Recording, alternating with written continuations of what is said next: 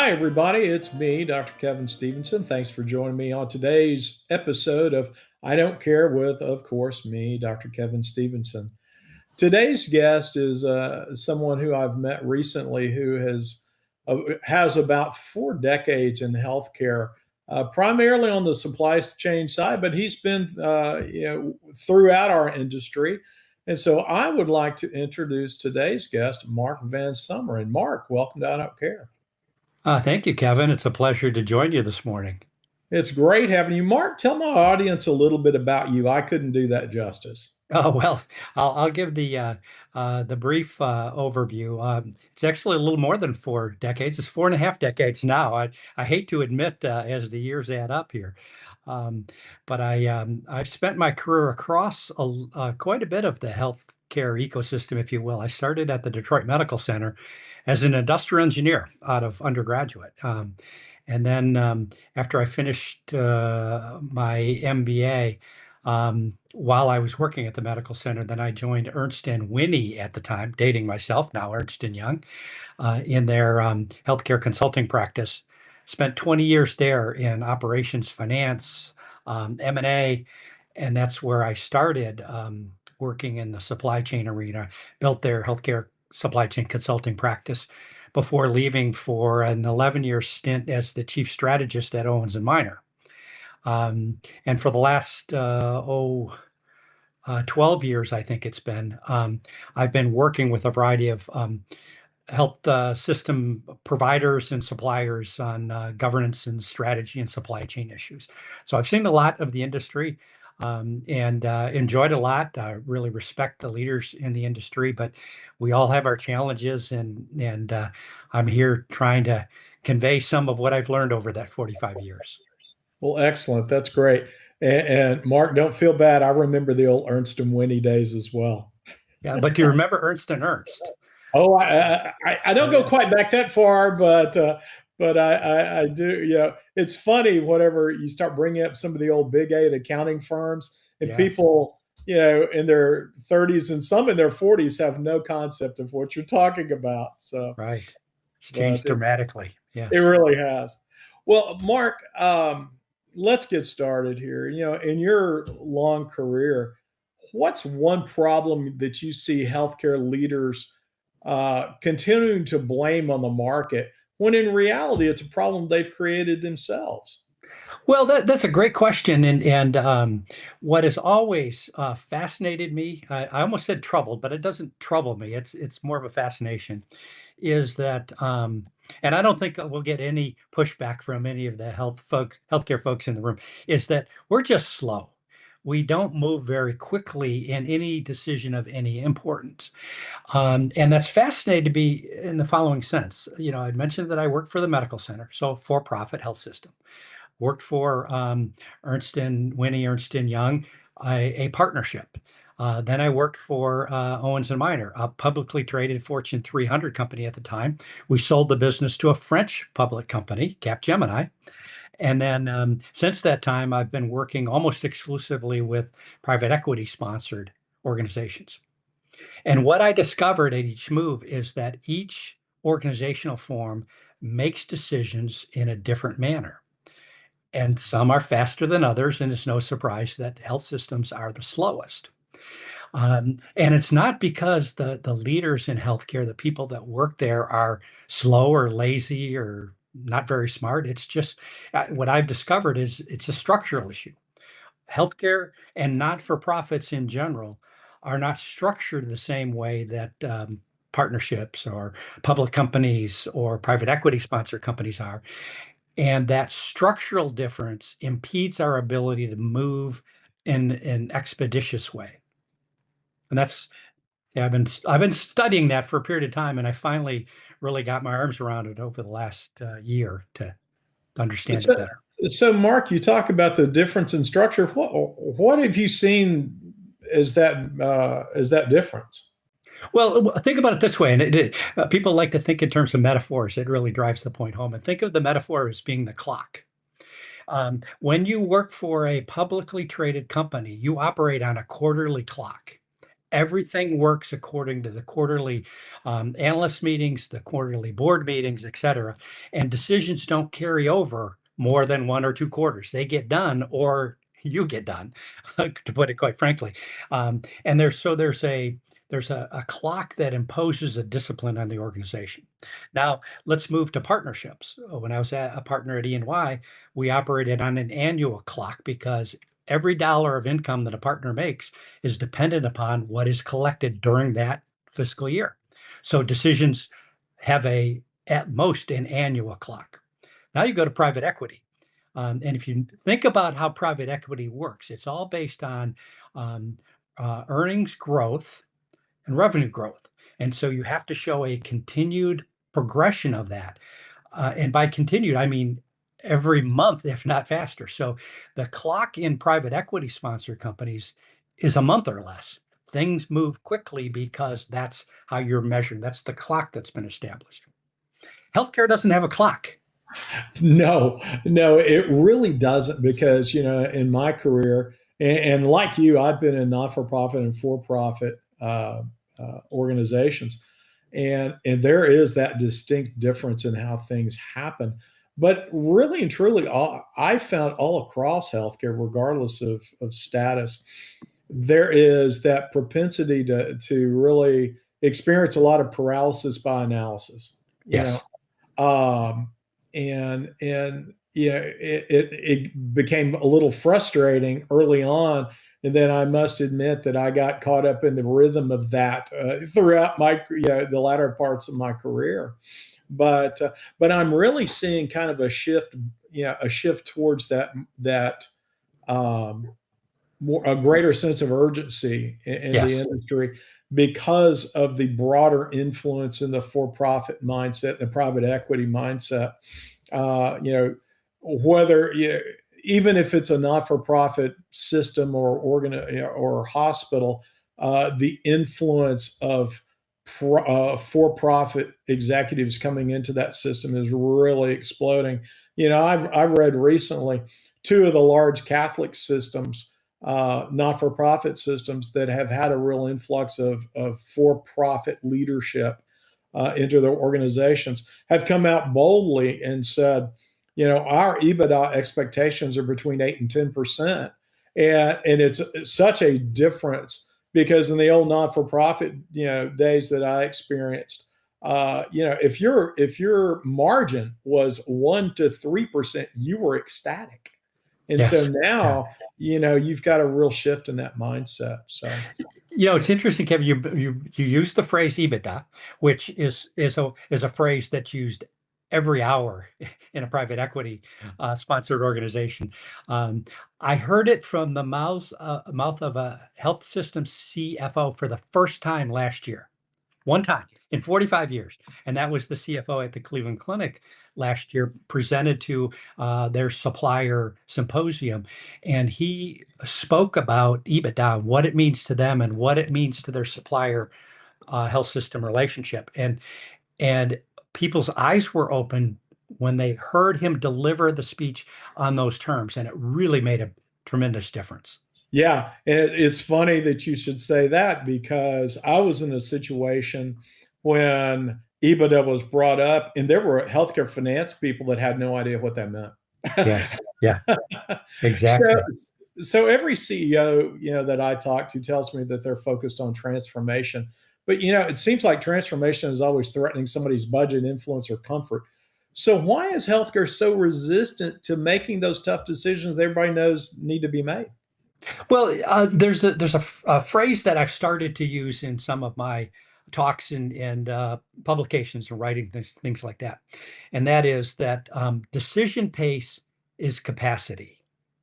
Now think about that. Decision pace is capacity. We talk about capacity in terms of beds and staffing and things like that we can only do with what we have as resources.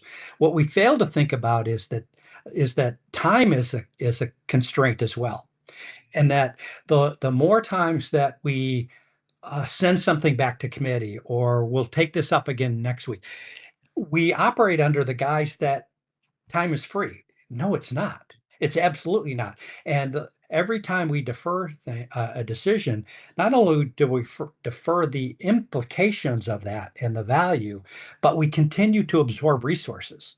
And it could be executive time. It's more than likely staff time. Think about all the time of the analytical staff and the contracting staff and everybody else that's engaged in on that. And that if we delay it to the next committee meeting, that cycle competes.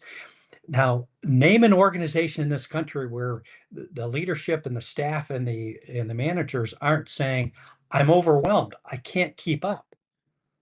Well, we're our own worst enemy because we continue to forestall when we can't make a decision. And part of it is, that ability. We talk about transformation. Without that clock, if you will, that's dictating. And I also talk about um, a forcing factor, something that forces us to come to a decision and not simply to refer it. We're unable to break through that, and there could because there are too many constituencies, and our mission focus doesn't allow us to say no. It doesn't allow us to say, you know what, it's time to curtail that program until it's too late, until the decision is often made for us, Right. unfortunately. Right. Very true. So we all know that healthcare margins are under a great deal of pressure everywhere. But at what point do cost cutting efforts stop making that organization stronger and actually start undermining patient care and culture and long term sustainability? I think that's an outcome is if we don't figure out how to accelerate decision pace. And I'm not talking about speed just um, for the sense of urgency and cutting corners. I'm talking about deliberate speed, not deliberation, deliberate. There's a distinction between deliberate and deliberate. Um, is if we don't come to grips with that, then the decision, as I said a few moments ago, gets made for us, and we start cutting services and we start cutting costs. That had we moved earlier when we had more decisions, more latitude, we could have made a more thoughtful decision and protected things that needed to be guarded and protected. And instead, the market ends up making the decision for us, and it's not the decision we would have made had we had the choice. But we've lost that degree of freedom by delay. Very true. Very true. Now, you've argued that healthcare should borrow more ideas from industries like retail and manufacturing. Yes. So, what are one or two practices from outside of healthcare that every system should adopt tomorrow, and why haven't they? Well, the why haven't becomes a reflection of systems are perfectly designed to do exactly what we design them to do. And we design healthcare systems to protect quality, to protect safety, and to promote mission. All three very important laudable goals. We don't design healthcare systems to deliver timely, cost-effective decisions because um, there's no forcing function that says, and I use the term forcing function to talk about what a for-profit enterprise would have, is that they've got outside shareholders, they've got equity, they've got reasons that are trying to say, you know what, we've got to come to an answer on this, and it may cost some of us individually, but there's something holding us into account. We don't have that because we cannot, nor should we, offer equity in healthcare. I'm not advocating that for-profit, not-for-profits should become for-profits. Absolutely not. What I'm advocating is that we need to build in kind of decision authority, decision pace, and accountability that says we will make this decision by this date because if we move beyond that date, we lose latitude, we lose our decision window, and somebody else ultimately makes the decision for us. So this idea of the decision window, a new opportunity presents itself for a new initiative. We need to be able to say what one person has decision authority, not what committee has decision authority, because committees are where ideas go to die, frankly. I hate to put it that way. Um, but who has decision authority, who has decision input, and who has the right to being informed. But the right to being informed doesn't mean you get to make the decision. There's only one person that has that, and that should not be delegated. And then what's the decision window? We may need to make this decision by X date. Now step back from that. Okay, what data do we need in order to make that right decision? And define that up front, because how many times have we heard we get to the point of decision, we say, oh, we need more data. That's a failure right there of the process, because we should have defined that up front so the data were available. Frankly, what that becomes is that becomes an excuse for not making a decision. Oh, we need more data. No, you don't. You had that opportunity.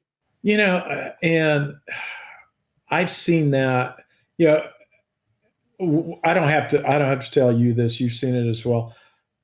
Most leaders in healthcare have pretty strong egos, right? And they want to be in charge and they want to be in control. But there are a lot of healthcare leaders who, frankly, afraid to put their name on that decision, as you said. They Right. like to rely on a committee or their executive team or whomever to make that decision, because you know if you put your stamp on that decision, the decision goes bad, it's on you totally. And Right. and so I think there's some change in the industry because of the influence in the with the for-profit side that is causing that to be those decisions to finally be owned by one person. But that's something that I've really seen that again throughout my career, and so hopefully that's something that we can see some progress being made Right, right. in the future. There's a couple of points to that. And one is that that decision maker, more often than not, the CEO or the COO or the CFO, maybe the CIO or somebody, but it ought to be a senior level position. We tend to delegate it down inappropriately, too often. Um, but the system needs to be set up that says, yes, that's that person's responsibility. And by the way, the organization is going to stand behind the decision, because he or she will have gotten all the right levels of input based on the right data, and because not making the decision carries a cost, or delaying the decision carries a cost. And we're holding that person responsible and giving them the authority to make that decision in a timely manner. The other part of that is that we also have created this situation that um, early signals of where there's a problem tend to get pressed down and masked over, because we don't honor and reward people that provide an early signal, even if that signal is wrong. Where we should be rewarding it, that, hey, you raised a red flag. I call this um, kind of showing executive courage to raise a possible issue before we have all of the insight, which in my mind is much better, but less frequent than somebody said, when it's all done and all of the information is in, and we look back and say, yeah, we should have known that. Well, what good does that do at that point in time? It's too late. But Mark, another thing too, and I think another reason why executives tend to try to make their decisions by committee versus taking full ownership themselves is the mass turnover in the C-suite. Yes. I saw again this year, CEO exits in healthcare have risen again to a pretty alarming percentage, uh, because people don't want, if somebody makes one bad decision, they're out. Yeah. And so there's got to be a little bit of grace, a little bit of coaching and all that, to be able to provide that stability and that longevity in those positions. And frankly, up front, making sure that you've got the right person in that seat up front. Right. Too And that's often, incumbent on the board of trustees yeah, to you're be right. man to You're right. right.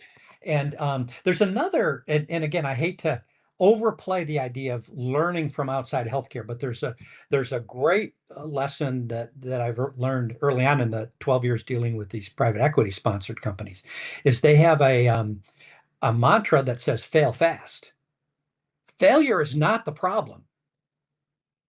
Delaying and extending failure is the problem. So don't be afraid of attempting something, but have some early gates that say, you know what, this doesn't look like it's going to meet our objectives. And it's okay to call timeout and say, let's redirect.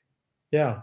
Well, again, it goes back to the ego. You know, people don't want to admit that they're wrong, or they went down a wrong path.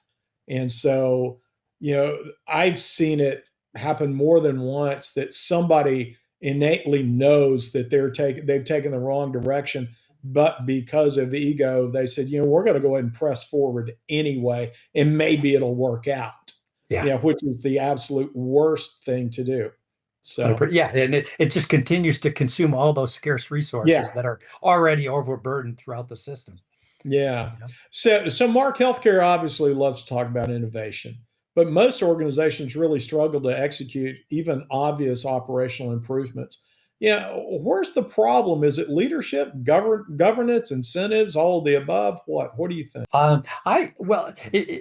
It's all of the above, but what I would say is that to me, and what I've come to grips with, is that I don't think it's bad leaders.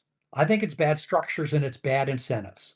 Not, I shouldn't say bad incentives. It's we've got to modify the incentive system to get the behaviors that we want. The incentive system, you get the behaviors you want. And I'll put it very simply, if you look at the executive compensation structure, and then you go down even to middle management, and I defy you that, most of their compensation, at least less of their compensation is tied to tangible outcomes, bonuses, than you'll find in the for-profit sector.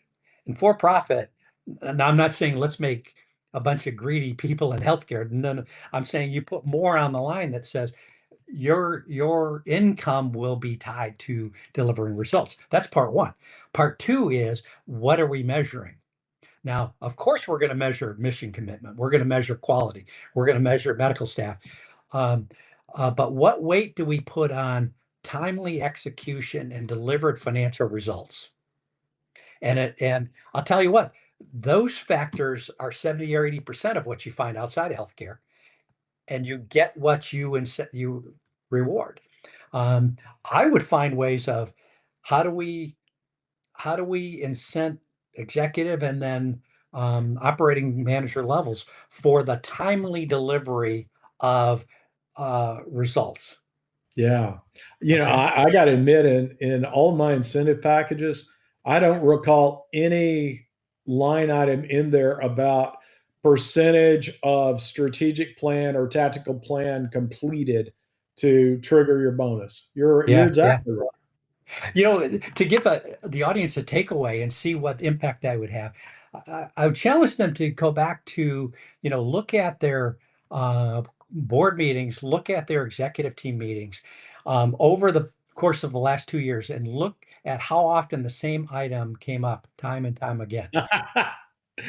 You're so right. You're Okay, so right. now go back to the point of when the idea first came up until when the decision was resolved, Mhm. if it was ever resolved. That's Yeah. your decision latency.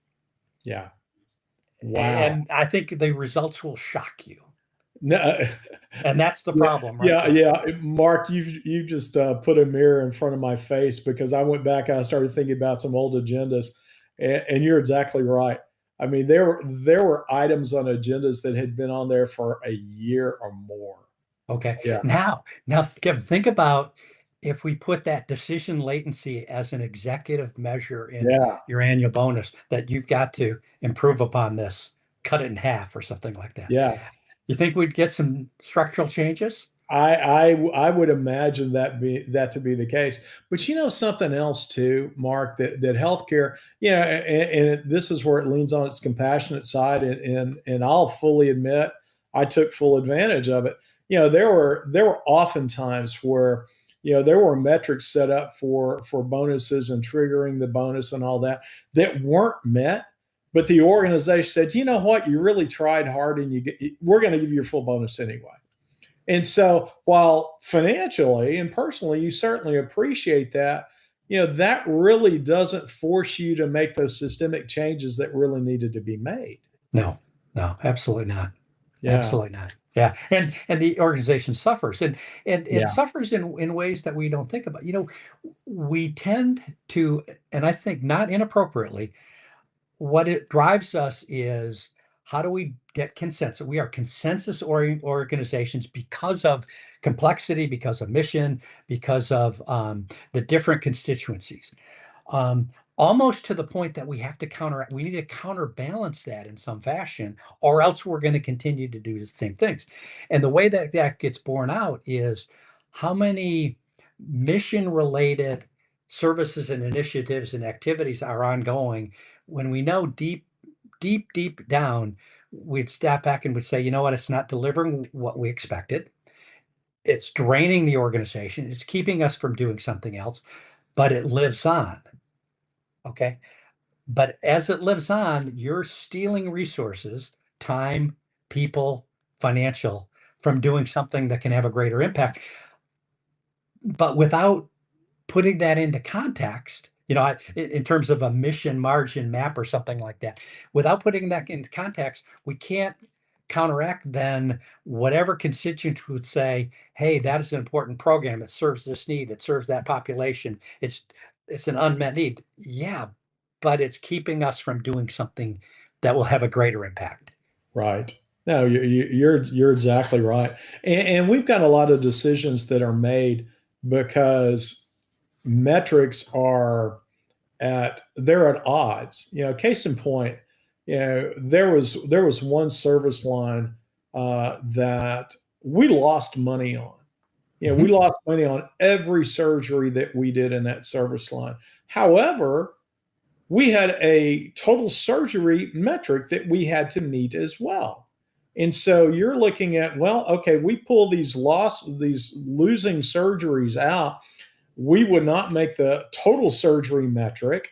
And whenever we would propose pulling those surgeries out, and they said, well, how are you going to backfill this number of surgeries?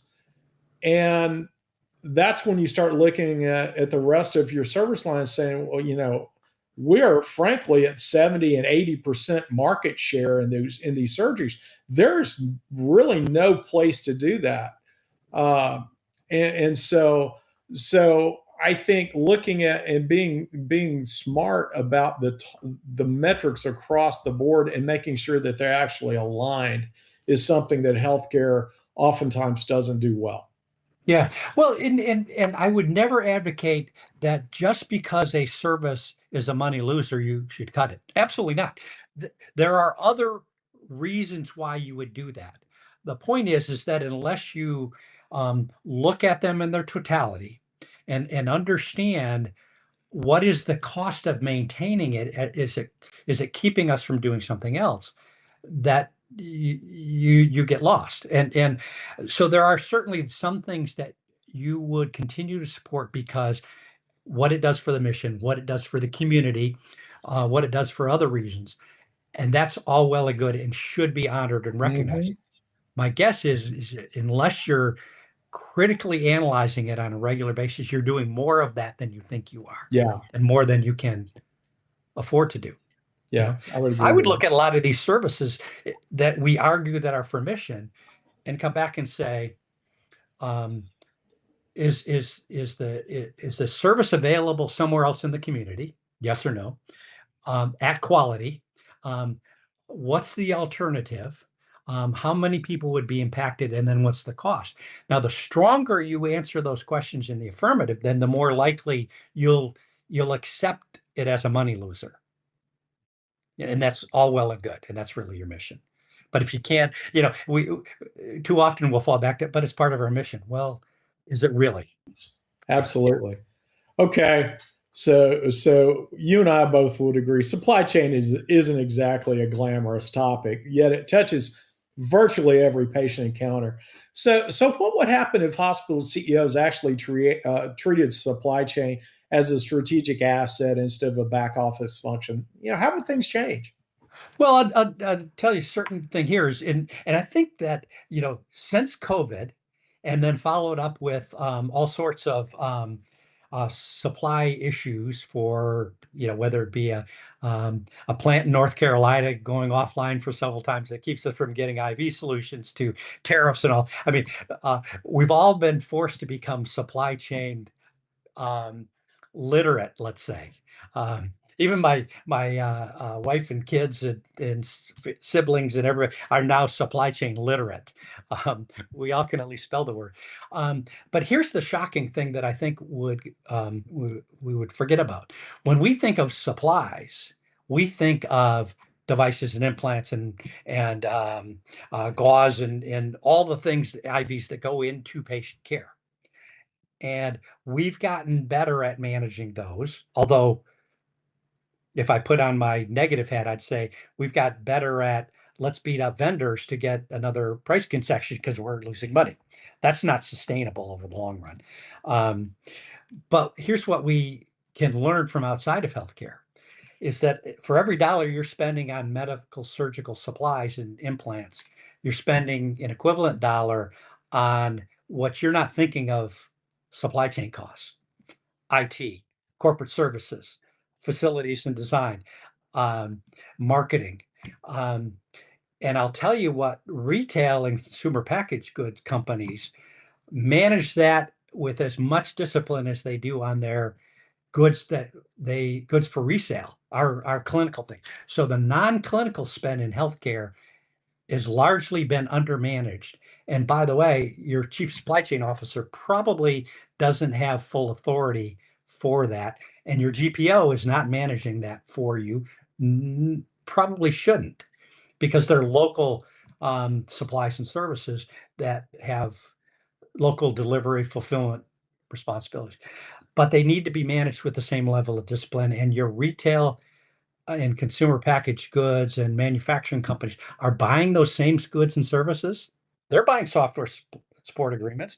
They're buying construction services. They're buying landscaping. They're just doing a heck of a lot better than you are because we're not paying attention to it. Right, right. Well, Mark, I've really enjoyed our discussion today. I've got one more question I like to try Please. to end a lot of our podcasts on. So 20 years from now, when healthcare leaders look back at this era, what do you hope they'll say we finally got right? And what will they wonder why we tolerated it for so long?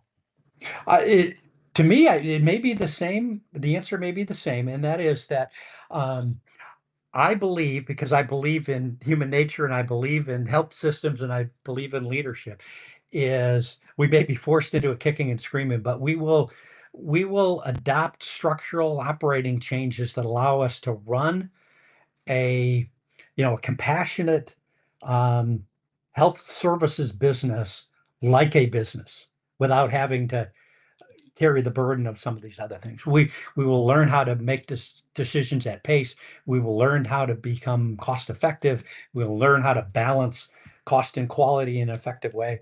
And by the way, what we better learn, because we're going to run out of people that are at the age that they can deliver it, we better learn how to use AI to be able to um, deliver a lot more healthcare with a lot fewer resources, because we just won't have the staff, the clinicians to be able to deliver the care we require. So that's a loaded question right there, just how we're going to adopt AI. But I tend to be an optimist, so I'm going to believe that we've done it.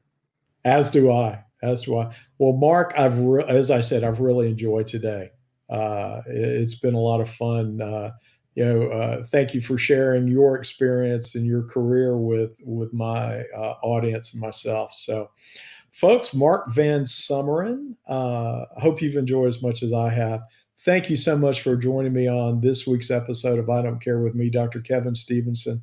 And I look forward to having you join me again next week. Take care.